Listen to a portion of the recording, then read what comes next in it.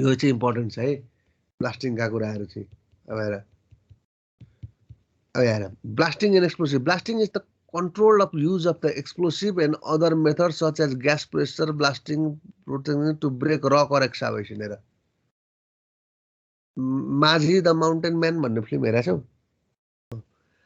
सबैजना त माझी the mountain man त हुन सक्दैनन् हैन, अथवा सबै त्यो माउन्टेनको नेचर त सबै एउटै खालको पनि नहुन सक्ला। भन्न खोजेको मैले के हो त भन्दाखेरि चाहिँ त्यो त्यति धेरै टाइम लिएर त्यो बाटो बनाउनु कतिको हाम्रो लागि चाहिँ युजफुल हुन सक्ला त हैन, यदि माउन्टेन म्यानकै कन्सेप्टमा जाने हो भनेदेखि। तर तर एउटा बेनिफिट लिनको लागि त्यसलाई चाहिँ क्विक एउटा हैन हामी त्यसबाट चाहिँ सेवा पाउनको लागि चाहिँ त्यो तरिका पनि सम्भव नहुन सक्छ। र चाँडो काम गर्नको लागि चाहिँ के हो त भन्दाखेरि we have to use the explosive अथवा ब्लास्टिङ हामीले गर्नै पर्ने हुन्छ है। त्यो ब्लास्टिङले चाहिँ चाँडो के गरिदिन्छ त भन्दाखेरि चाहिँ त्यो रक्सहरू चाहिँ त्यहाँबाट चाहिँ हटाउनको लागि चाहिँ अथवा एलाइनमेन्टलाई चाहिँ अगाडि बढाउनको लागि चाहिँ मद्दत गर्छ है भन्ने खालको कुरा हो। इन टर्म्स अफ रोडको हिसाबले कुरा गर्ने हो भनेदेखि है। भनेपछि एक्सप्लोसिभले के गर्ने भयो त भन्दाखेरि चाहिँ त्यो तिम्रो चाहिँ रकलाई चाहिँ ब्रेक गरेर चाहिँ त्यहाँबाट चाहिँ हामी के गर्न सक्छौँ त भन्दाखेरि जे पर्पोजको लागि हामीले त्यो ब्लास्टिङ गर्न खोज्या हो त्यो पर्पोज चाहिँ हामी फुलफिल गर्न सक्छौँ है भन्ने खालको कुरा हो। जस्तो mining, quarrying and other civil engineering such as dam, tunnel, road कन्स्ट्रक्सनको लागि चाहिँ हामी के गर्छौँ त ब्लास्टिङहरू चाहिँ युज गर्छौँ है भन्ने खालको कुरा हो। Limited primarily to rocky terrain है, रकी ठाउँमा चाहिँ हामी युज गरेर आउँछौँ। And earth moving equipment are not adequate to meet the project specifications. भन्नु खोजेको मतलब के हो? अर्थ मुभिङ इक्विपमेन्ट भनेको के हो त? जस्तो लोडर भयो होला, डोजर भयो होला, ग्रेडर भयो होला होइन, अथवा तिमीहरूको चाहिँ अरू होइन ब्याक हो भयो होला, एक्साभेटर भयो होला होइन, त्यो चिजहरू चाहिँ तिमीहरूको चाहिँ युज गर्न नसक्ने ठाउँहरूमा चाहिँ प्राय गरी के गरिन्छ त भन्दाखेरि ब्लास्टिङ गरिन्छ। The blast site is the area where explosive material is handled during loading including an area extending at least 50 feet in all direction. हेर तिमीहरूको के गरेर हुन्छ त भन्दाखेरि ब्लास्टिङ गर्नु छ भनेदेखि चाहिँ वरिपरि 50 फिटसम्म चाहिँ तिमीहरूको के हुन्छ त भन्दाखेरि चाहिँ कसैलाई पनि जान दिँदैन त्यो एरिया है। त्यो एरियालाई चाहिँ हामी के भन्छौँ त भन्दाखेरि ब्लास्ट एरिया भनेर भन्छौँ। किन भन्दाखेरि त्यो ब्लास्टिङ गरिसकेपछि त्यहाँबाट उडेका जुन त्यो रक्सहरू हुन्छन्, चिप्सहरू हुन्छन् होइन, त्यो ढुङ्गाहरू हुन्छन्, त्यो चिजहरू चाहिँ 50 फिटसम्म चाहिँ तिमीहरूको चाहिँ उछिटिएर आएर चाहिँ लाग्न सक्छ है भन्ने चाहिँ एउटा मान्यता हो भन्ने खालको कुरा बुझ्नु पर्यो है। त्यो एरियालाई चाहिँ हामी के भन्छौँ? ब्लास्ट साइट भनेर भन्छौँ। अब यसको लागि सेफ्टी मेजर्स के गर्नु पर्यो त भन्दाखेरि हेर स्टोरेज रिक्वायरमेन्ट, पर्सनल सेफ्टीको कुरा आयो, फायर सेफ्टीको कुरा आयो, ट्रान्सपोर्टेसन अफ एक्सप्लोसिभ आयो र इन्भाइरोमेन्टल प्रोटेक्सनको मेजरको कुरा आयो। जस्तो यहाँ है तिमीहरूले स्टोरेज रिक्वायरमेन्ट भन्नुको मतलब के हो? Explosive must be stored in an approved structure, जसलाई हामी म्यागजिन भनेर भन्छौँ क्या, and should be use with great care and handle. जस्तो एक्सप्लोसिभहरू स्टोर गर्ने ठाउँलाई चाहिँ हामी के भन्छौँ त भन्दाखेरि चाहिँ म्यागजिन हो भनेर भन्नु पर्यो है। त्यो गनमा लोड गर्ने म्यागजिन होइन नि फेरि है, त्यो पनि म्यागजिन नै हो खास चाहिँ। तर के बुझ्नु पर्यो त भन्दाखेरि चाहिँ त्यो तिमीहरूले ब्लास्टिङ एक्सप्लोसिभ्सहरूलाई राख्ने ठाउँ चाहिँ म्यागजिन हो भनेर बुझ्नु पर्यो। Explosive storage facility will be bullet resistance, weather resistance र फायर रेजिस्टेन्स हुनु पर्यो। Magazine site will be located in remote areas with restricted access, keep cool, dry and well ventilated and will be properly labeled and signed. त्यो ठाउँ चाहिँ यो चाहिँ explosive राख्ने ठाउँ हो है भनेर चाहिँ तिमीले त्यहाँ के गर्नु पर्यो त? अरू ठाउँ भन्दा चाहिँ पर हुनु पर्यो, कुल हुनु पर्यो, ड्राई हुनु पर्यो, रेस्ट्रिक्टेड हुनु पर्यो, जो पाए त्यही जान चाहिँ मिल्दैन है। While dealing with explosives, only non-sparking material like wood or brass should be used है। एक्सप्लोसिभलाई चाहिँ तिमीले चाहिँ ह्यान्डल गर्दाखेरि के गर्नु पर्यो त? नन स्पार्किङ मटेरियल युज गर्नु पर्यो। Should be done with the wooden sticks gently to avoid explosion of the primary cartridge होइन। While dealing with explosive only non sparking material like यो भइहाल्यो, यो दोहोरिएछ है यहाँनिर, यो चाहिँ बुझिहाल्यो तिमीहरूले। अब अर्को भनेको पर्सनल सेफ्टी र प्रोटेक्सन। जस्तो यहाँ है, यहाँ तिमीहरूले विचार गरेको छौ कुनै ठाउँमा ब्लास्टिङ गर्दाखेरि तिमीहरूको हर्न बजाउँछ अथवा सिटी बजाउँछ अथवा केही न केही सिग्नल दिइरहेको हुन्छ नि। यहाँ है म के भन्दै थिएँ, हेर त्यो सिग्नलिङ गर्दाखेरि नि 3 किसिमको सिग्नल हुन्छ भनेर बुझ्नु पर्यो है। जस्तो वार्निङ सिग्नल, हेर वार्निङ सिग्नल भनेको के हो त भन्दाखेरि 5 minutes prior to the blasting signal. हेर अब ब्लास्टिङ हुँदैछ है भन्ने खालको कुरा चाहिँ 5 मिनेट अगाडि चाहिँ के गर्नु पर्यो त दिनु पर्यो अनि 1 minute series of long audible signals will be sounded at the blast site 1 मिनटको चाहिँ लामो खालको चाहिँ तिमीहरू के गर्नु पर्यो त भन्दाखेरि चाहिँ एउटा सिग्नल गर्नु पर्यो अर्को भनेको ब्लास्टिङ सिग्नल भनेको 1 minute prior to a blast त्यो ब्लास्ट हुनुभन्दा चाहिँ 1 मिनट अगाडि चाहिँ के गर्नु पर्यो त a series of short audible signals will be sounded at the blast site है यो चाहिँ के गर्नु पर्यो 1 मिनट अगाडि चाहिँ सानो चाहिँ दिनु पर्यो अल क्लियर सिग्नल भन्नुको मतलब के हो त भन्दाखेरि following inspection of the blast area a prolonged audible signal will be sounded at the blast site लामो खालको चाहिँ एउटा चाहिँ अब यस पछाडि केही सिग्नल आउँदैन भन्नुको मतलब चाहिँ ब्लास्टको चाहिँ एउटा लास्टको चाहिँ एउटा सिग्नल हो है भन्ने खालको कुरा भयो साउन्डमा चाहिँ भर पर्छ है भन्ने खालको कुरा भयो है यो बुझ्छौ or surplus explosive vehicles equipments and all the working person should be remove from the blast site to a safe distance यो बुझिहाल्छौ है यहाँ install the red flag all around at the safe distance with the guards to prevent people to enter the red zone मैले के गर्नु पर्यो त्यो blast area जुन भन्यो नि 50 मिटरको त्यो रेडियसको भित्र हुनुपर्छ भन्ने खालको कुरा चाहिँ त्यो 50 मिटरको उसमा चाहिँ तिमीले के गर्नु पर्यो त भन्दाखेरि चाहिँ एउटा रेड फ्ल्यागहरू चाहिँ राखिदिनु पर्यो है ताकि त्यहाँ मान्छेहरू त्यसभित्र छिर्न चाहिँ नसकुन् अनि अर्को कुरा तिमीहरूले हेर है त्यो विचार गराएको थियौ त्यो तिहारमा पड्का पड्काउँछौ नि तिमीहरूले होइन पड्का पड्काउँदाखेरि जस्तो नागिन पड्काहरू कुनै कुनै ओसेको हुन सक्लान् अथवा कुनै कुनै तिम्रो त्यति नपड्केको हुनसक्छ तिमीले आगो बालेर फुत्ता फालिदिन्छौ त्यो फाल्दाखेरि चाहिँ के हुनसक्छ त भन्दाखेरि चाहिँ पड्किँदैन अनि अलिकति नजिक जाने बित्तिकै ब्ल्याङ्ग पड्क्या हुन्छ हो कि न यो ब्लास्टिङमा पनि फन्डा त्यही लाउनुपर्छ अलिकति जस्तो कहिलेकाहीँ यसलाई पड्किएन भनेर वात्त गरेर चाहिँ नजिक चाहिँ जानु भएन कहिले पनि है तिमीहरूले एटलिस्ट 5-10 मिनट चाहिँ के गर्नु पर्यो त कुनै चिज पड्केन भने चाहिँ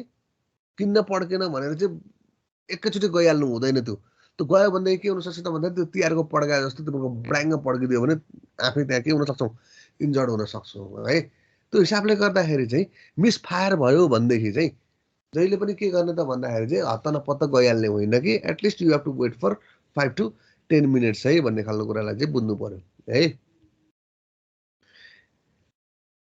if there is a misfire no one is to enter this area for at least 30 minutes रहेछ है 30 minutes only the minimum required people should enter the area to safety refire wash out or recover the unshot explosives है यो कुरा बुझिहाल्छौ अघि मैले भनेको कुरा भयो अर्को कुरा भनेको फायर सेफ्टी है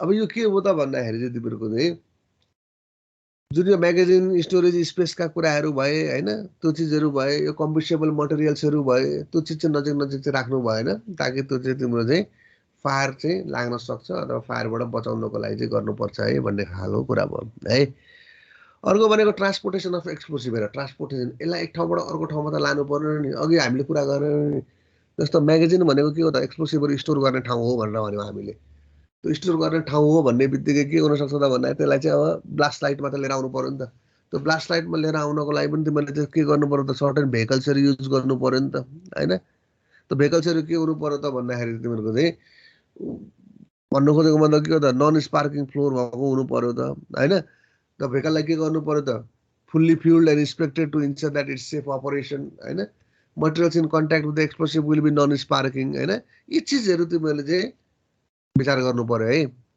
एक्सप्लोसिभलाई चाहिँ ट्रान्सपोर्टेसन गर्दाखेरि भन्ने खालको कुरा भयो त्यसै गरी इन्भाइरोमेन्टल प्रोटेक्सनको मेजर इन्भाइरोमेन्टको हिसाबले पनि हामीले हेर्नु पर्यो होइन इन्भाइरोमेन्ट भन्नुको मतलब के हो त इन्भाइरोमेन्ट रिसोर्सेस जस्तो हेर तिमीहरूको त्यहाँनिर के हुनसक्छ इन्भाइरोमेन्ट भन्ने बित्तिकै तिमीहरूको त्यहाँनिर नजिकै तिमीहरूको एउटा गाउँहरू हुनसक्छ रेसिडेन्सियल एरियाहरू हुनसक्छ होला त्यहाँनिर होइन त्यसै गरी त्यहाँ तिमीहरूको वाइल्ड लाइफ हेबिटेट्सहरू हुनसक्छ होला त्यहाँनिर हो अब हेर त तिमीले ब्लास्ट गर्न थाल्यौ भनेदेखि चाहिँ के हुन्छ त भन्दाखेरि त्यो वाइल्ड लाइफ हेबिटेट्सहरू के हुनसक्छ नि त त्यो डराउन थाल्छन् होइन अथवा उनीहरूको चाहिँ के हुनसक्छ त भन्दाखेरि त्यो जङ्गलबाट बाहिर निक्लेर चाहिँ के हुनसक्छ त उनीहरू चाहिँ बाहिर भागिदिन सक्छन् जसले गर्दाखेरि इकोसिस्टमलाई के गर्न सक्छ त असर पार्न सक्छ अब त्यो ब्लास्टले गर्दाखेरि तिम्रो के हुनसक्छ त मान्छेहरूको चाहिँ होइन एउटा इन्भाइरोमेन्टको हिसाबले चाहिँ उनीहरूलाई प्रब्लम आउन सक्छ भन्ने खालको कुरा भयो उनीहरूको वातावरण के हुनसक्छ त प्रदूषित हुनसक्छ भन्ने खालको कुरा भयो होइन त्यो चिजहरू चाहिँ हामीले चाहिँ विचार गर्नुपर्ने हुन्छ है भन्ने खालको कुरा हो। Not only is the work closer to people structure and utility but environmental concerns about blasting effects on the animals are also increasing भनेर भनेको छ यहाँनिर है। भनेको वाइल्ड लाइफ हेबिटाट्सहरूलाई चाहिँ एकदमै चाहिँ अहिले चाहिँ असर पार्न थालिरहेको छ यस्ता कुराले भन्ने खालको कुरा हो। जस्तै हेर त ब्लास्टिङ गर्दाखेरि एउटा चित्र तिमीले यहाँनिर देख्न सक्छौ। अब हेर यो गर्दाखेरि के हुन्छ त भन्दाखेरि तिमीहरूको चाहिँ हेर त पछाडि पछाडि जङ्गलहरू जस्तो पनि देखाएको छ तिमीहरूले। त्यो वाइल्ड लाइफहरूको चाहिँ के हुनसक्छ त तिमीहरूको चाहिँ अब सौरातिर तिमीहरूले ब्लास्टिङ गर्न थाल्यौ भनेदेखि त अथवा बर्दियाको ठाउँतिर तिमीहरूले ब्लास्टिङ गर्न थाल्यौ भनेदेखि त के हुन्छ त्यहाँको सबै तिम्रो निकुञ्जमा भएका तिम्रो जनावरहरूलाई के गर्न सक्छ त्यसले असर गर्न सक्छ भन्ने खालको कुरा हो। अनि हेर अर्को कुरा के हो त भन्दाखेरि जुन यो ब्लास्टिङ गर्दाखेरि हेर त यो रकलाई त ब्रेक गरेको नि हामीले ब्रेक गर्दाखेरि यसबाट उडेका जुन फ्लाइङ स्टोन्सहरू हुन्छन् होइन हेर त्यहाँ देखिरहेको छ नि तिमीहरूले यो चिजले चाहिँ के गर्न सक्छ त भन्दाखेरि तिमीहरूको मान्छेलाई चाहिँ ठुलो असर पुर्याउन सक्छ है। त्यो लाग्यो भनेदेखि चाहिँ जब साइट सेफ्टी एसेसमेन्ट भनेर भनेको छ हेर काम गर्ने ठाउँको चाहिँ सेफ्टी एसेसमेन्ट गर्नु पर्यो भन्ने खालको कुरा भयो है। Quality of safety related to work assessment भन्ने बित्तिकै बुझिसक्यो तिमीहरूले। जस्तो तिमीहरूले पनि के गर्यौ त फाइनल एक्जाम दिनुभन्दा अगाडि चाहिँ त्यो फाइनल एक्जामको लागि चाहिँ इलिजिबल छु कि छुइनँ भन्नको लागि तिमीहरूले एउटा के गरेको रिहर्सल गरे त हो नि। यो एउटा टेस्ट एक्जाम दिएको त हो नि होइन।